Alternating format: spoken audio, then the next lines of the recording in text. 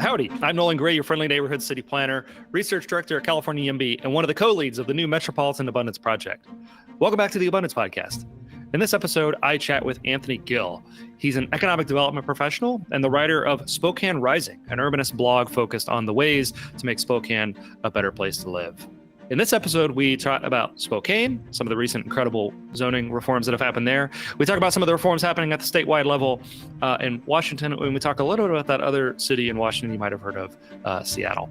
In this episode, we're joined by Robyn Leslie, our Director of Strategic Partnerships. As always, like, subscribe, leave a comment. A full transcript of this episode is available on metroabundance.org. That's metroabundance.org. Feel free to go check it out. And with that, on to the show. Cool. Hi, Anthony. Welcome to the Abundance Podcast. Hello. Thanks for inviting me. Pleasure's all ours. And we're joined by Robyn Leslie, our Director of Strategic Partnerships, right? That's right.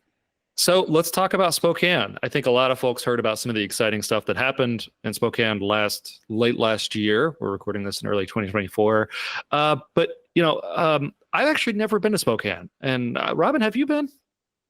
You're from Seattle. Yes, I have been. I have not spent quality time, but have been.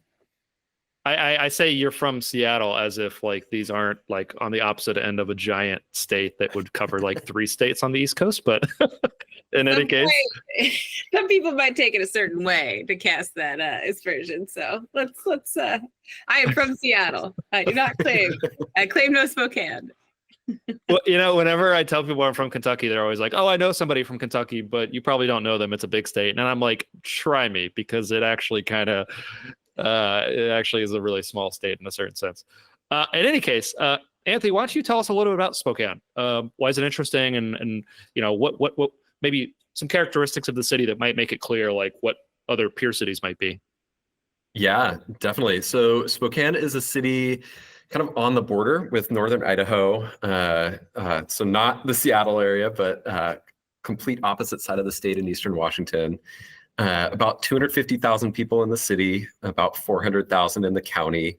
And the metro area really, I would say, kind of connects over into northern Idaho. So there's a lot of kind of cross-state connections. A lot of people go back and forth for jobs or housing and whatnot. And the whole area kind of in its entirety is probably about 600,000 people.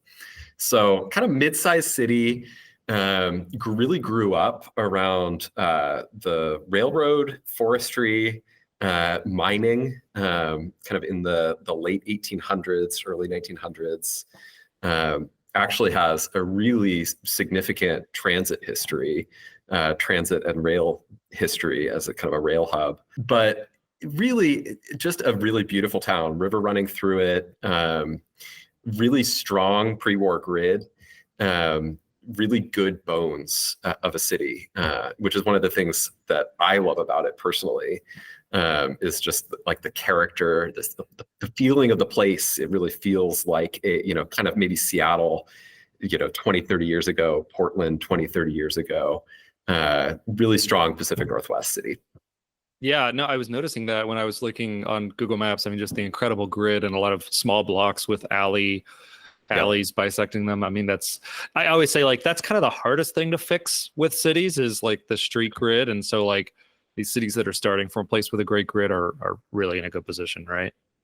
Absolutely. Absolutely. And really the majority of the city, I would say probably 60, 70% of it actually has that like really strong pre-war grid. So it's really only once you get out toward the fringe that it starts to spread out a little bit more. So I know there's been a huge amount of growth in probably, I guess, somewhat kind of sort of nearby cities. Boise, right, has had some of the most rapid growth. Not in any normal like American sense of close, but in the same general region, right? There's been a lot of movement away from really high cost coastal cities like Seattle and Portland into this region. What's been going on with Spokane on that front? Yeah, so I would say I'd separate it out into 2 kind of periods. So I think prior to maybe the, 2018, 2019 period, I think Spokane was probably on a different trajectory from, say, Boise or some of those like still larger, slightly larger cities that have maybe a stronger university base, a stronger maybe tech sector. Boise actually has a lot of tech jobs. Spokane doesn't. So maybe it was on a little bit of a different trajectory, a little bit more stagnant, slower growth. And then really what happened is the pandemic hit. And of course, people moving away from these high cost cities, having the freedom to be able to go wherever and work wherever, really supercharged growth in rents and housing costs. So we had a period, especially 2020 into 2022, really, I mean, everywhere had that, but Spokane, it was probably supercharged with people moving away from Seattle, Portland, San Francisco, sometimes with like legitimate family connections in Spokane.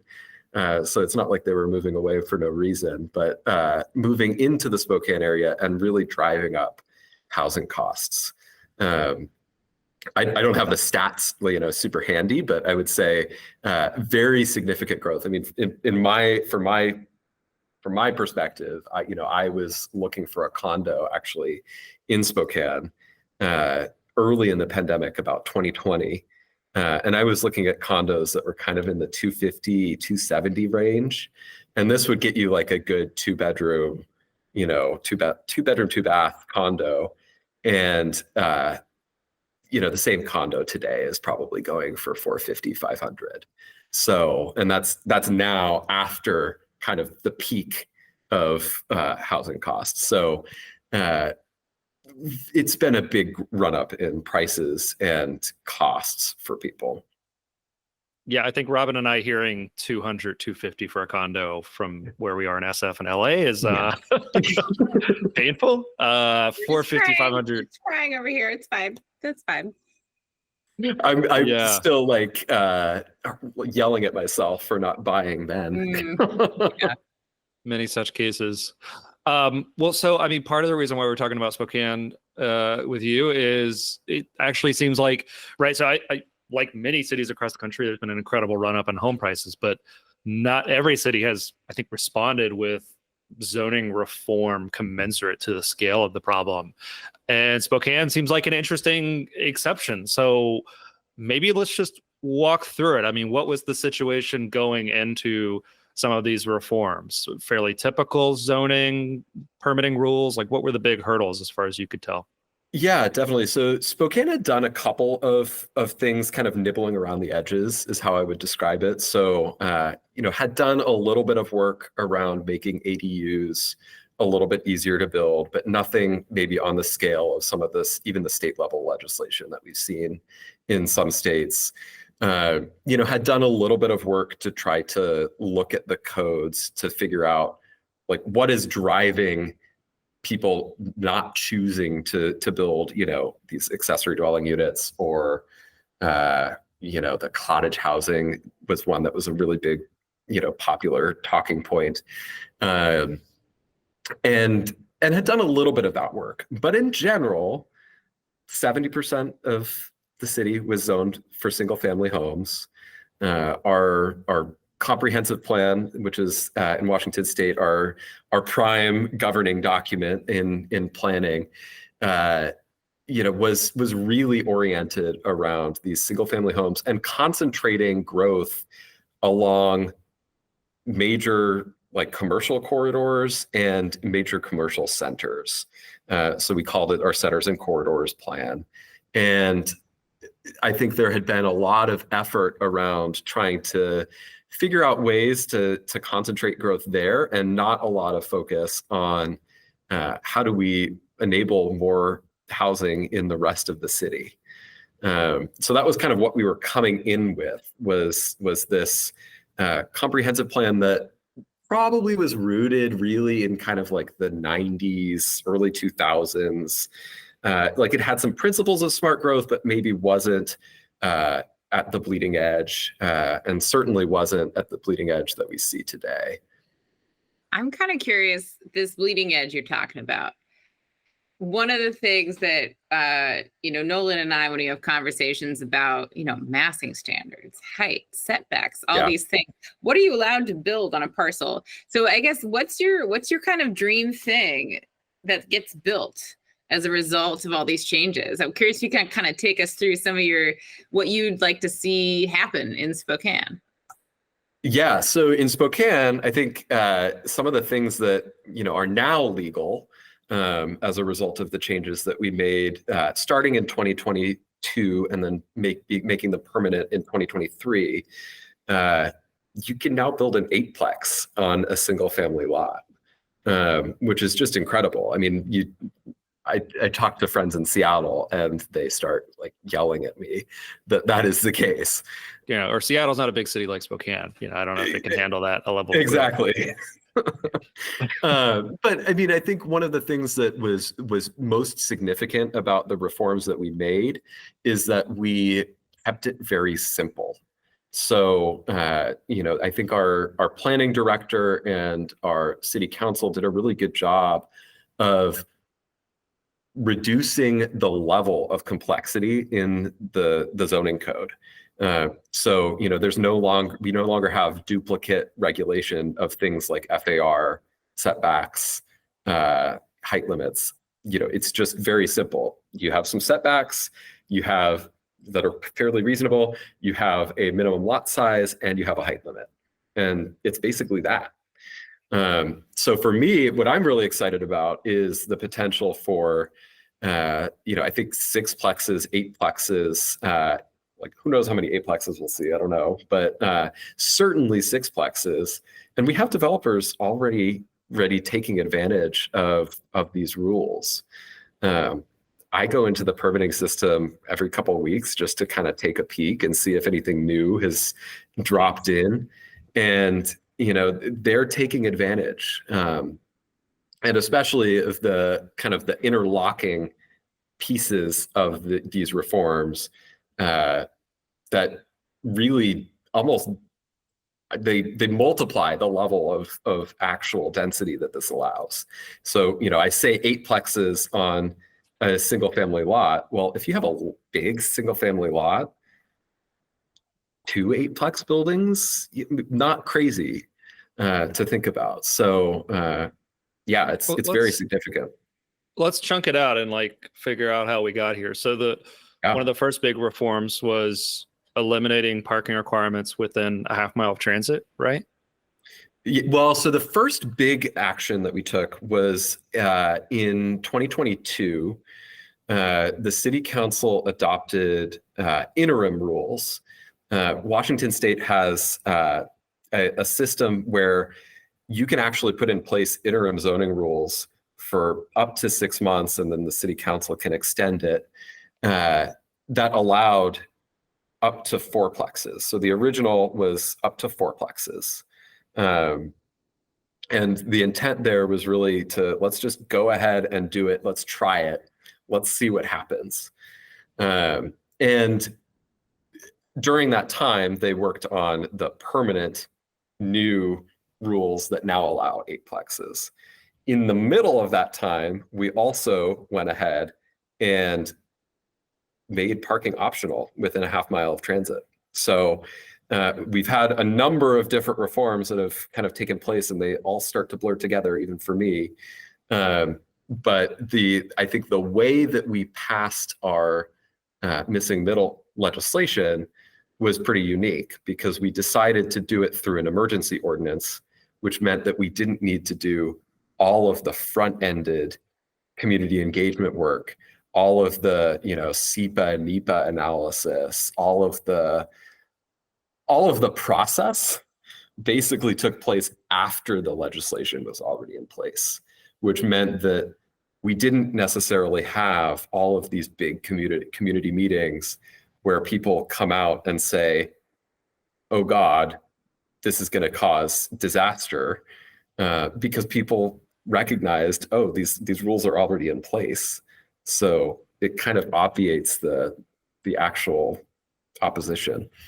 Well, and so what was the political landscape like, such that you could do something like that? I mean, in many places that would seem pretty radical. I think there's a couple things. So our city council was very unique at the time. It still is very unique, but it was unique at the time. We have in Spokane, we have a strong mayor, and the way many people describe it is strong council form of government. So our council actually does take significant policy moves that you might not see in other strong mayor cities. It at the time was split 5-2 between progressives and conservatives. And the conservatives are legitimate conservatives, they're Republicans.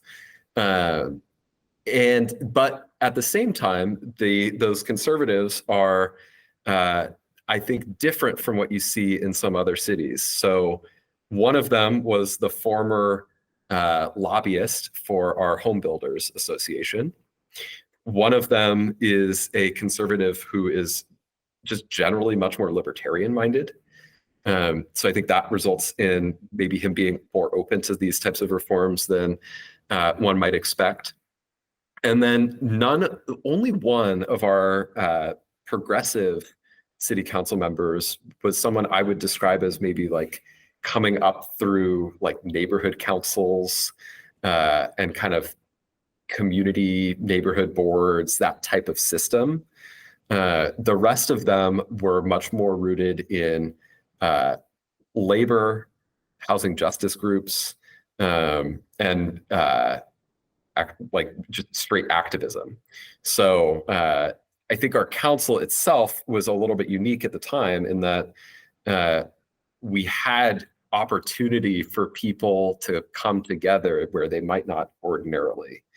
The other piece of the puzzle is that I think our council in general and our community, because we're located so close to northern Idaho, because we're located in a region, we're kind of a blue dot in a sea of red is how I describe it. People are comfortable having strange bedfellows. People are comfortable, agreeing with people on one thing, even if they vehemently disagree with their, maybe their positions on social issues or their position on, other urban issues, even in some cases.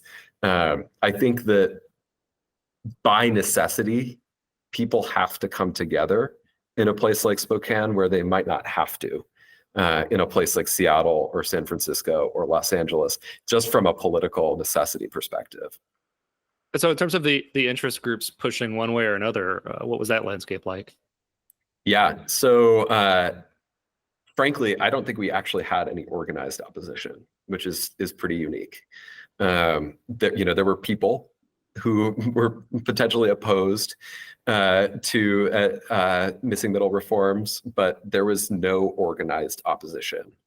The people who came together in support was a really broad coalition. So, most significantly, we had the home builders on board. Historically, the home builders in Spokane have been supportive of more conservative city council candidates, have been more that just in general, they build sprawl developments.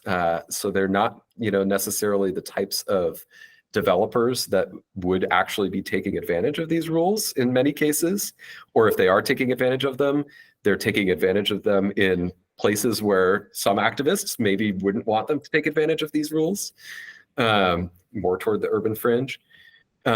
We had a very strong contingent of low-income housing developers.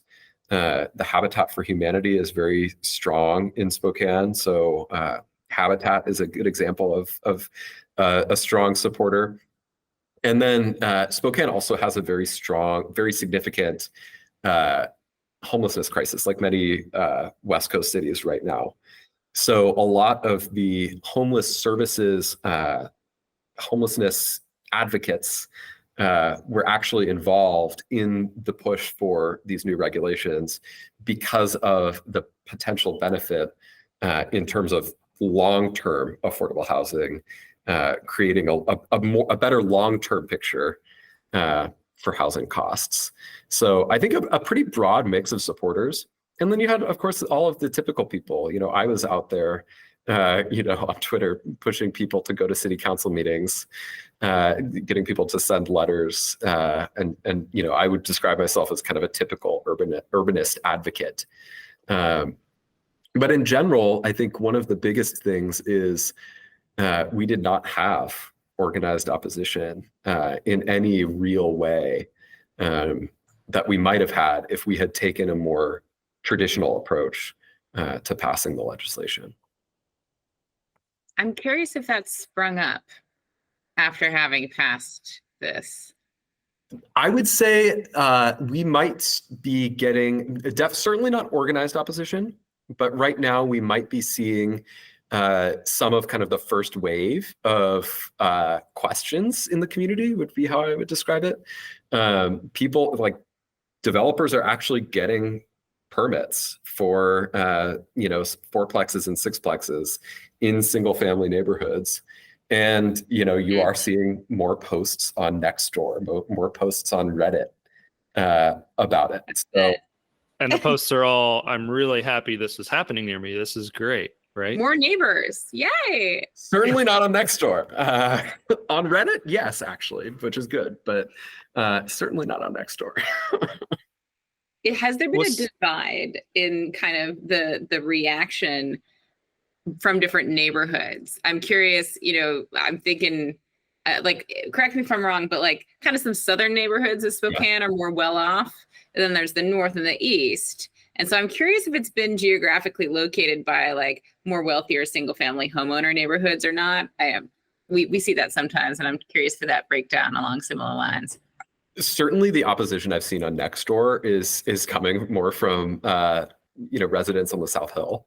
And those are, yes, it's more, you have some historic neighborhoods, quote unquote historic neighborhoods down there, and definitely more well off, more affluent, probably disproportionately whiter, although Spokane in general is fairly white.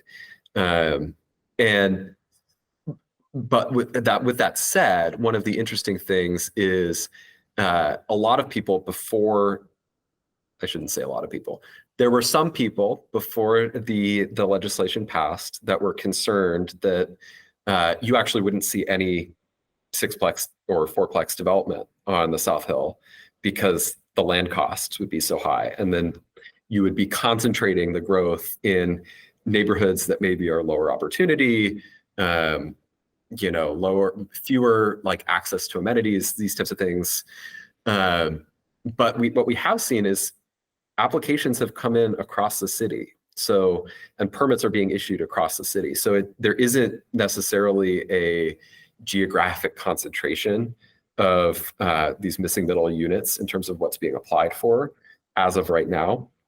Now that could still change and we could see that trend start to develop. But as of now, at the very least, it's actually really good that we're seeing applications coming in on the South Hill too, because it shows that, really when you unlock these options across the city, they will be developed across the city. So let's get a little bit more into the nitty gritty on some of the policy stuff. So parking requirements removed within a half-mile of transit, up to 8 units allowed on a typical lot. Could you unpack that a little bit more? I mean, what's the geography of that? What are the restrictions like? What are the massing provisions? That was a big issue in some places that have legalized single family or eliminated single family zoning, is they change the use, but they don't change the massing rules. So I think the listenership of this podcast is keen to hear some of the details here, I think. Yeah, definitely. So, and that's kind of where I live, in a good and bad way. So one of the things that's significant is, so I can just kind of jam through them real quick. There's actually no FAR regulation at all for our single family, quote unquote, single family. Now they're called R1 neighborhoods. There actually is a minimum density of 4 units per acre, pretty small, pretty typical. Minimum lot size, 1,200 square feet, which is pretty small. That kind of works out about to, what would that be? 80 feet deep is the minimum lot depth, and then 15 feet is the minimum lot width. We have a maximum total building coverage of 65%. So you can cover 65% of the land area of that lot. With that said, if you're located within a certain radius of transit or a commercial zone, you actually can go up to 80%. If you provide at least a few affordable units, you can go up to 80%. In terms of setbacks, the front setback is 10 feet. The side setback is 3 feet on narrow lots and 5 feet on lots that are at least 40 feet wide. And then in the rear, it's 15 feet or 0 if you include an ADU in the back. Now that's all kind of for detached housing. You also can do zero lot line development, row homes that don't have any side setbacks. It's just kind of governed under a different provision of our zoning code. But in general, the big things that people keep in mind is no FAR, 1,200 square foot minimum lot size, and then there's a 40-foot height limit.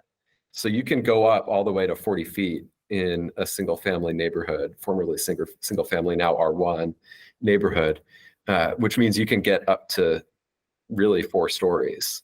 Now people, if they do include parking, it gets a little bit more complicated, but that's kind of the general rules that we have in place. I was reading up on it, and one part that I thought was interesting is the maximum footprint for a building. I was wondering if you could share a bit more about that, and if that's been like how that came about, or if it's been an impediment to development. Yeah. So my understanding is that that's basically getting at one of the things that our planners have and our plan commission were trying to balance is trying to maintain that there's some level of outdoor space, in particular for these larger units that may be going in. You want to have some gathering space outside. You want to have, like, whether it's trees or even just lawn space for people. That's the big thing that people are trying to maintain with that maximum building footprint. And also the fact that you may have on a larger lot, part of it is trying to get at that issue on larger lots. But no, to date, I have not heard any concerns from developers about the maximum building footprint. We also have fairly generous rules in terms of lot splitting. So what I have seen is some developers will actually, if they have a large lot, they may actually just divide the lot and then do one type of middle housing on one lot, another type on another. Maybe they'll do the same type of building on both. But that's another way to kind of get around that maximum building footprint if you have a large lot. That's interesting. So you can subdivide the lot and then do up to the maximum number of units on each lot, huh? Technically, no maximum unit count. So the only thing governing the unit count is how many you can fit in. So you could in theory do micro units, and do, I guess in theory you could do like 20, 30 units if you did like a really small setup. But that's the idea. That's interesting. The minimum lot size stuff is near and dear to my heart. So I've done a lot of work on this. And just as a way to stimulate more small lot homes and townhomes, is a lot of the reforms so far has done a good job at making it easier to build multifamily housing rentals, mostly. And that's good. But you also have a lot of communities that really want to stimulate the supply of new owner occupancy opportunities. And in many states, condo defect laws and other rules make that a big issue. So it can't be condos. But so you can do townhouses and small lot homes. And I'm curious if there's been sort of what kind of action you've seen there. I think that's probably one of the biggest things that you'll see happen in Spokane is townhomes. And I think one of the reasons for that is Washington State's condo law. So we have it's not exactly the same condo defect law issues as California, where it's much more complicated, but we have those issues. So I think we're going to end up seeing a lot of developers take advantage of these rules to do zero lot line to do townhomes. I think, we will see a significant number of things like stacked flats, because we do have a number of developers that are really interested in that concept, that are kind of, frankly, a lot of Seattle developers who wish that they could develop in Seattle that are now maybe not entirely by choice going over to Spokane to do it. But I think what I've seen so far in the permitting system is, we're getting a lot of people taking advantage of these lot split rules. So they will divide the lot, and then maybe they'll do 4 townhomes on each new lot that they've created. So there's, I think, a significant amount of flexibility that comes with these new rules in terms of the types of products that you can build. It'll take some time to see what really works and what sells, of course. But we have a good amount of precedent in Spokane for people purchasing townhomes. We have a couple neighborhoods, newer build neighborhoods, where those are more common. So I think we're going to see a significant number of those. There's a pretty substantial industry already going on doing those zero lot line ones in Seattle as well, or at least there was a boom in 2019. So are you guys kind of chopping up those developers too? I think that's part of it. Yeah. I think I think you're gonna see, Seattle, and maybe some of this is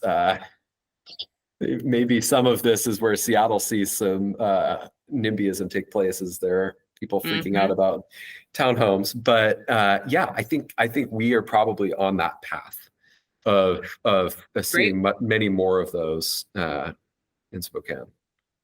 So I'm curious, is Spokane subject to the similar 5-year rents rule on condos? So you have to rent them for 5 years and then they can be available for sale? I don't know if it's 5 years specifically, but same condo laws in general apply in Spokane. I think there have been some movements at the state legislature to try to reform some of the condo laws in Washington. We've done a little bit of that. But it's been particularly for buildings with fewer than 12 units.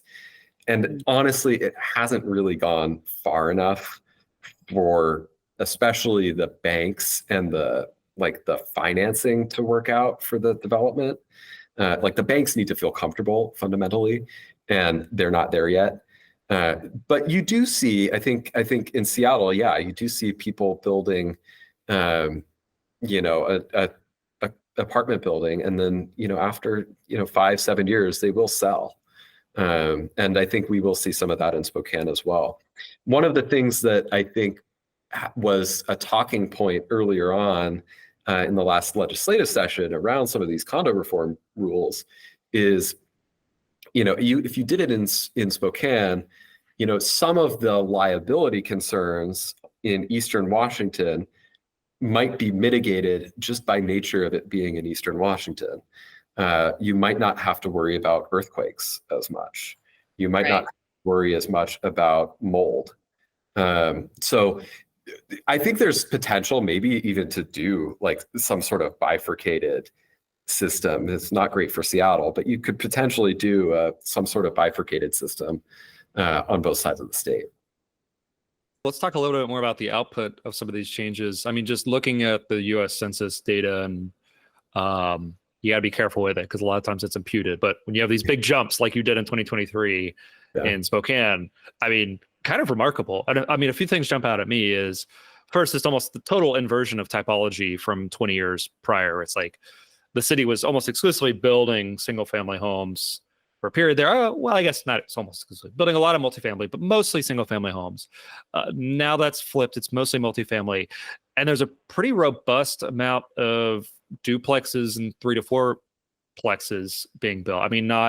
Not nearly at the scale that I think we would like to see it someday, but far more than, according to the census, the building permit survey data, 72 duplexes and 22 units and triplexes and fourplexes. That's a lot by a US standard. That's just an overall amount of housing production that's on almost like Sunbelt.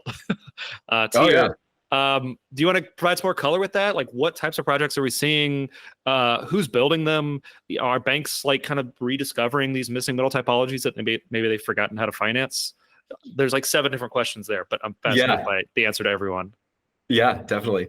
So I think one of the things that's interesting about Spokane is that we have a couple of areas that are just outside of city limits where Spokane County, which is in general much more conservative, much more maybe quote unquote developer friendly, but that might be not be exactly the right frame to think about them. So right outside of the city, we have a lot of apartment development happening, and a little bit also happening in Spokane Valley, which is a separate jurisdiction. A good amount of apartment development in Liberty Lake, and then a good amount in Airway Heights as well, which is kind of another suburb. So I think a lot of what you probably see in that census data is apartment development that's happening, honestly, probably more outside of the city of Spokane than you might expect, assuming you're looking at county level data. With that said, I think we are seeing a good number of applications coming in for missing middle type housing. I think one of the earlier updates earlier this year, I think in January, they said they had received roughly 150 applications with a significant number of units as a result of that. I don't think they gave the unit count at that point.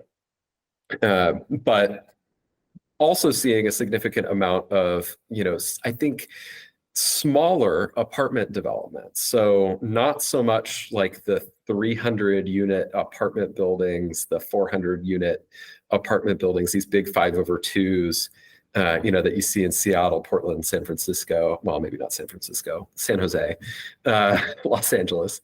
Not so many of those, but you're seeing a lot of redevelopment of old historic downtown buildings, old brick buildings being converted from offices. We actually have a good number of office conversions in downtown Spokane. You're seeing a number of smaller developments happening down there.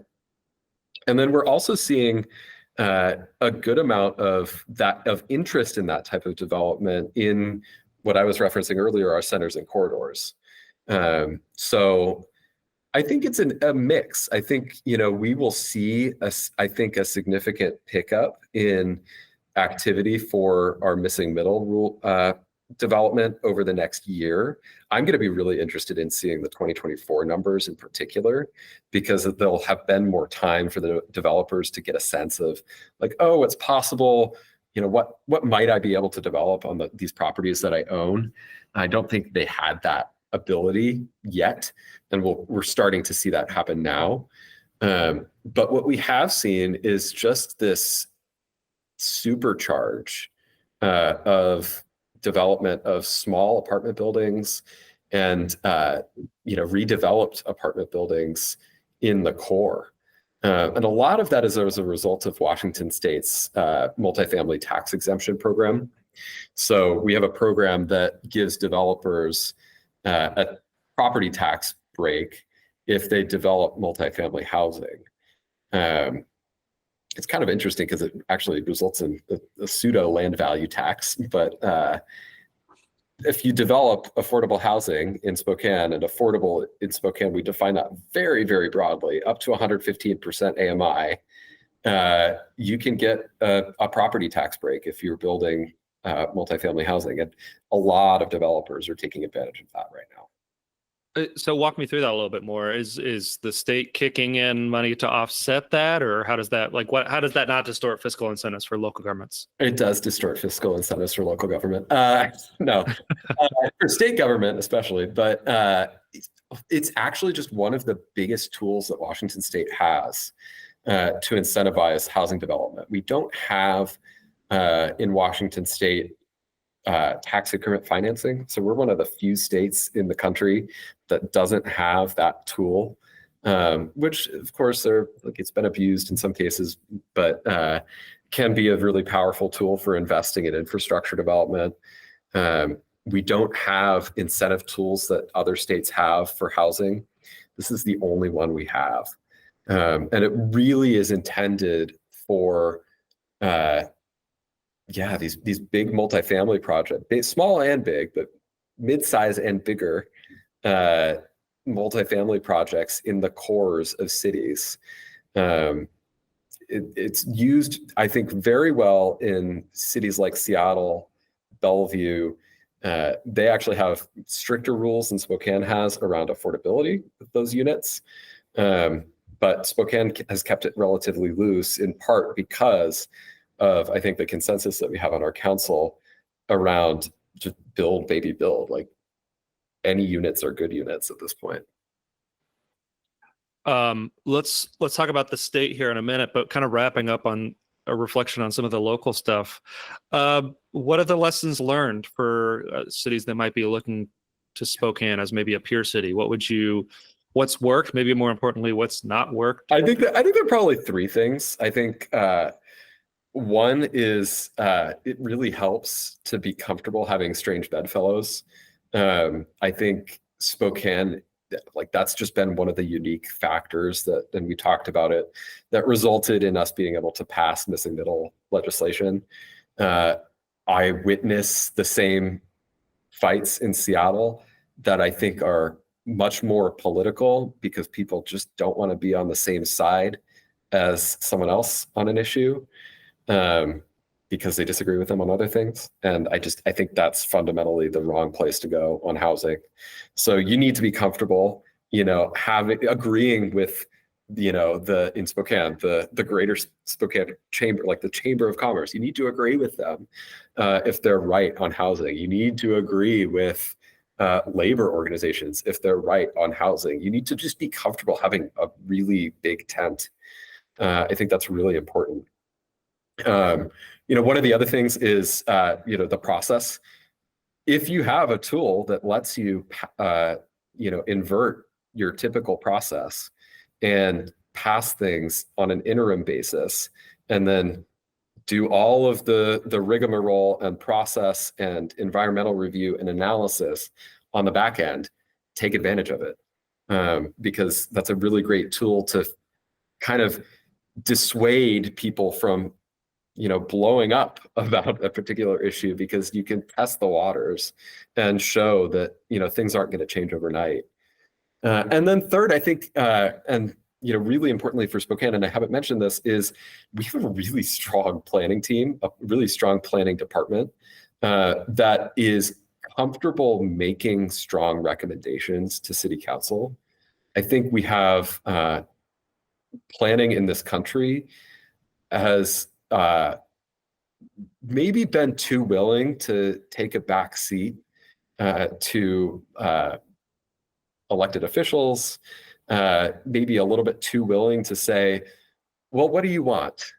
And I think we need to be comfortable, planners need to be comfortable making strong recommendations, and show all the data behind it, show all of the thinking behind it, show that you have thought about this in your professional capacity, and are making a recommendation that's backed up. But make a strong recommendation to your council, make your strong recommendation to your city manager or city leadership. I think that that's really, really important. Planners play a significant role in this process, and on both sides, they can speed things up and slow things down. So I think planners should not be slowing things down.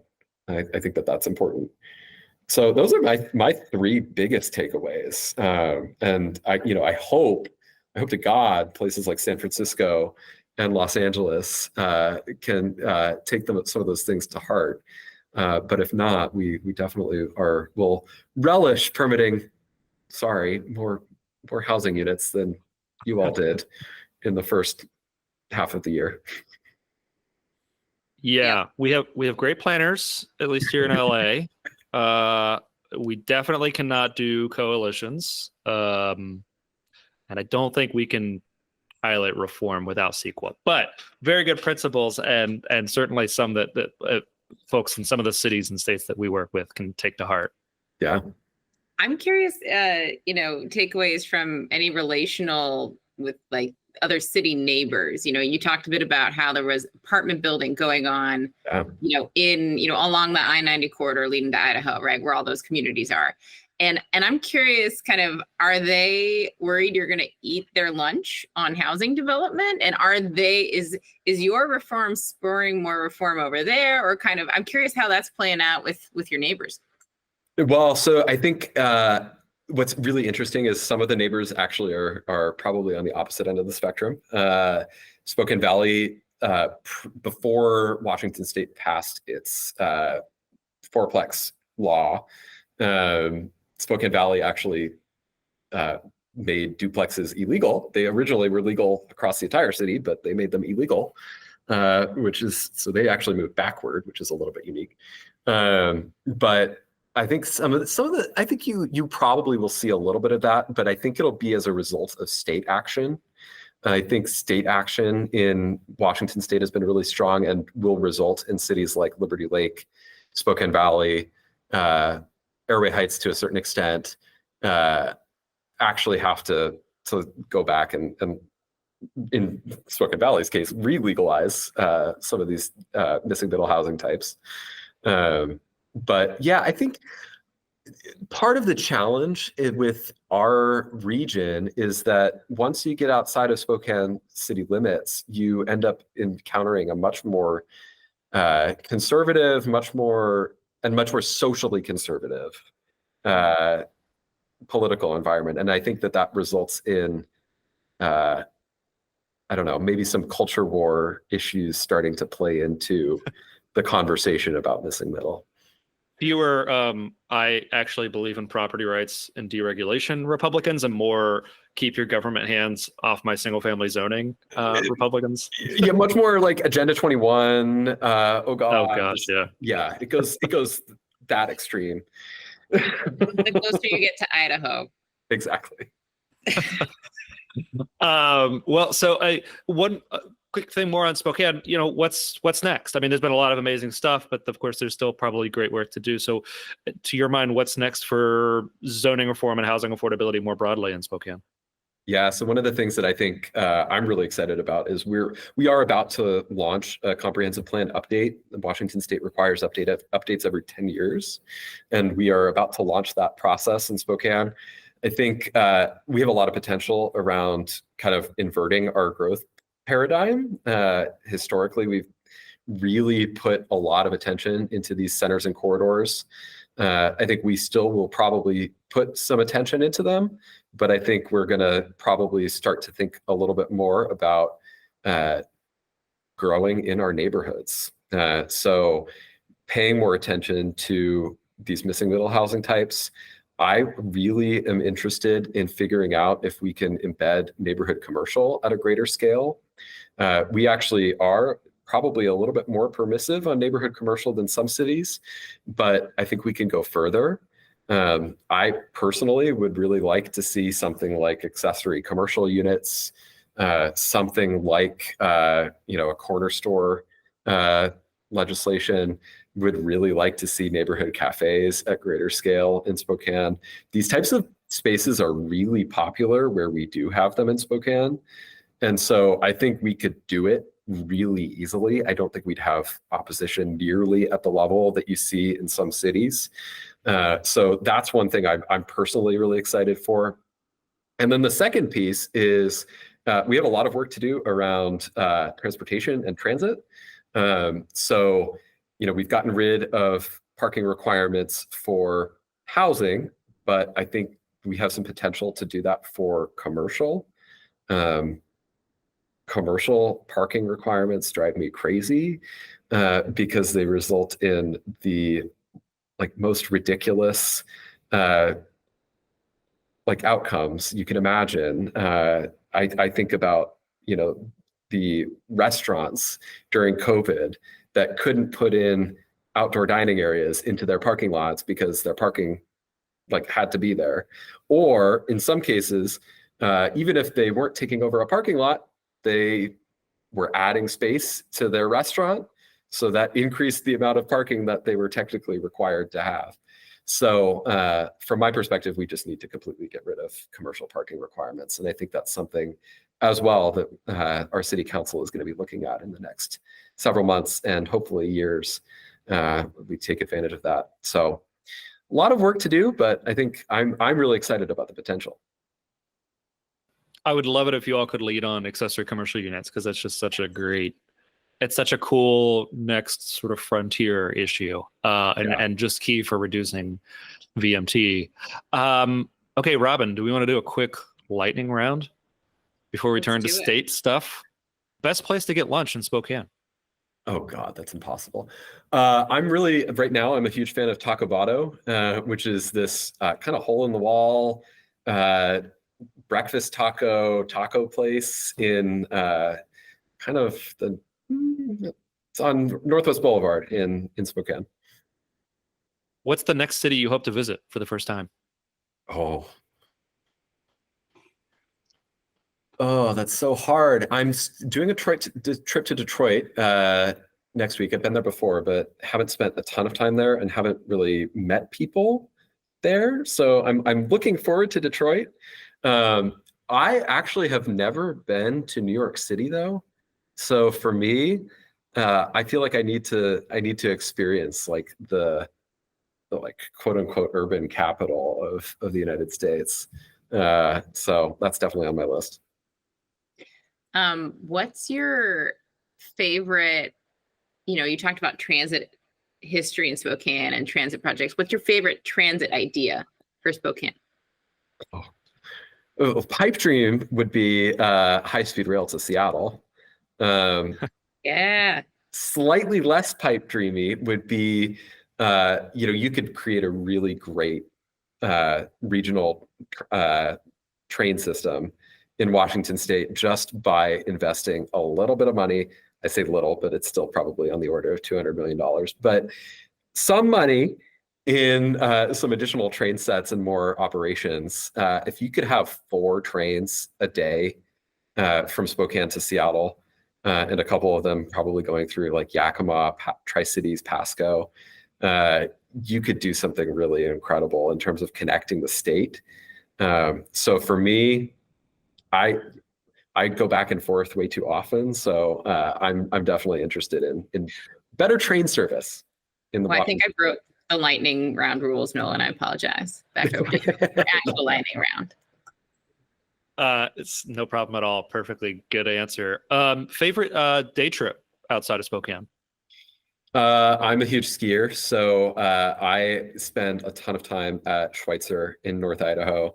It's North Idaho, but it's awesome. It's great skiing.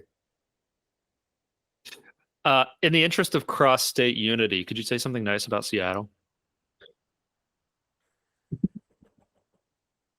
The silence is definite. It has a growing light rail system. It does. Even if it's not growing fast enough, it has a growing light rail system, and I like that. We'll get to east-west. It's fine. It's fine. North-south's good. It's good. Very good. Okay, on the way of wrapping up here, let's talk about the state. Washington State's been doing a lot of really exciting state-level zoning reform. What's happened so far? What still needs to happen? And what potentially can they learn from Spokane? Yeah, so last calendar year, 2 legislative sessions ago, Washington State passed a bill, HB 1110, which legalizes 4plexes across the state and 6plexes in certain areas close to transit and in kind of our bigger cities. That is a huge step forward, and I think really significant. We've also done a lot of good work around in making it a little bit easier to build different types of housing. So we were one of the first states to pass a single stair bill, which I'm personally very excited about as someone who spent time in Germany, lived in Germany for a little bit in a single stair building. That concept I'm just stoked about. We've also done some really good stuff around ADUs. We have a really good ADU bill that passed again a couple legislative sessions ago. We have a lot of work to do, though, to implement those laws. Seattle's comp plan update is a really good example of that. They have released a draft right now that really just does not go nearly far enough. And I would argue, in some sense, actually violates the spirit and intent of HB 1110, because while in theory it legalizes fourplexes and sixplexes across Seattle, in practice, because of the zoning code rules that they have, how many are going to be built? Probably very few. So we need to do some work, I think, around making sure that the cities are actually implementing what they've been required to implement by the state, and doing it well and in a way that in practice results in the types of missing middle housing that we need. So we've had a concept and actually legislation in the past legislative session that would put in a form of a builder's remedy if cities are not actually implementing their HB 1110 and other state law required rules. I think there's a lot of complexity around California's version of a builder's remedy, so I'm not sure if that's exactly the right solution. But we need to definitely do some work to make sure, at the very least, that the cities are implementing the rules that they need to implement. So whether it's a builder's remedy or some other form of accountability for cities, I think we really, really need at the state level to do some work to make sure that cities like Seattle or in Eastern Washington, Spokane Valley, aren't shirking their responsibility, even while cities like Spokane are trying to take full advantage. This is one of the big challenges in California too. It's easy to pass a lot of good laws, but if local jurisdictions are still basically in the driver's seat on implementing, and they still do not actually want to do what the state's proposing to do, you're kind of playing a game of enforcement whack-a-mole, right? And I mean, that's kind of where we're at now in California, where it's like, if a jurisdiction grossly violates the law, the attorney general and the housing accountability unit, all of that will come in. But right, a lot of jurisdictions still fly under the radar. And I suspect that, as in California, where the big cities, or the cities that want to fight, like the Huntington Beaches, they get a fight, but so many cities just fly under the radar. And I suspect that this is true in Washington as well. Seattle's probably to a certain extent going to be under a microscope, and it's showing up a lot in my news feed from all the great YIMBYs and urbanists there. But it's like, man, like, ideally you get to a system that doesn't rely on this, like every city staying under a microscope. Well, and I think it results in a lot of money for lawyers and the court system. And I don't think that's the right solution to this problem. It can get results, absolutely. But I think there's probably some work to do to figure out, does there need to be some form of state level agency that is more in the driver's seat? We actually in Washington State don't have a dedicated Department of Housing, which is something that is being talked about. Our Commerce Department handles a lot of housing related issues, but they are kind of the everything department. So is there potential to do something a little bit more like HCD, where you have a little bit more authority to come in? But yeah, again, I don't think the using the legal system necessarily as a tool is going to result in the right outcomes, at least fast enough. And that's another big piece of it. Another thing I'd like to see at the state level, I have to say, is, and I'm sure this will be something that you all are on board with, but we need fundamental environmental law reform. So our State Environmental Policy Act does some good things and is well-intentioned, but it also does some bad things. Not as bad as in California, but I think it can result in some perverse outcomes and reviews for things that just absolutely should not require reviews. One of the things that Seattle had to review they had to do a SEPA review on turning over the downtown Seattle transit tunnel from King County Metro to Sound Transit. Like just the ownership change needed a SEPA review, which just is insane to me. That's wild. I had thought that Washington State did a better job here in terms of most infill being really exempted from that signs. That we've done a good job of, but yeah, but I didn't realize that there was still some games like, famously our Environmental Quality Act SEQ was used to stop bike lanes, for example. Yeah. I didn't realize there were some shenanigans in Washington like that. That's and maybe it's just we continue to want to do better, right? Like maybe it's just, we have our eyes on like, oh, like it's good. Perfect. Yeah, but it's definitely, it's not as bad as California. I will say that. It's okay to want to be perfect. You don't have to apologize for that.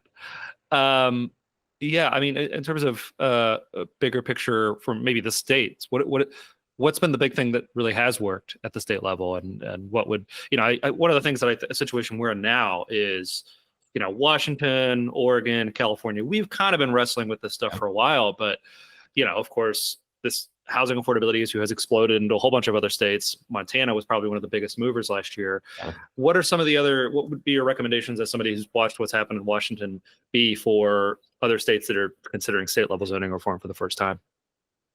I would say one thing that was really important with HB 1110, which was our fourplex law, is if you need to make compromises to get something passed, take the win. I think HB 1110 was not perfect. I think the original version was sixplexes statewide, and there were fewer like caveats in terms of like the cities where it applies and the affordable housing, like in some cases requirements if you want to do 6 instead of 4. Take the win. I think if you can do a duplex law in your state, but you don't think you can get up to 4plexes, do the duplex law, right? If you can get really good ADU laws on the books in your state, but you don't think you can go to the duplex rules, take the win. I think, we so often, like I said, want the perfect solution, and we should strive to that, absolutely.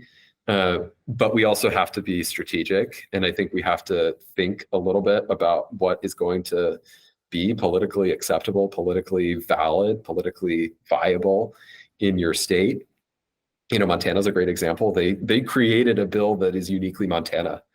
And Oregon did something similar with their bill. Arizona is something similar. So take into account what is unique to your state, if you need to. And if that means having some caveats for now, those could be stripped out later. That's the other piece. Like you can make amendments in future years and future iterations. And that's one of the things that we've done in Washington State. Like HB 1110 was not our first attempt at, missing middle bill in the state. We had tried doing ADU rules across the state before, and it made some changes around the edges. It did definitely improve the situation for people on the margins, for developers on the margins of viability. Maybe didn't go as far as we needed it to, but then we came back in the next session and we passed a better bill. So I think don't underestimate the power of progress and momentum.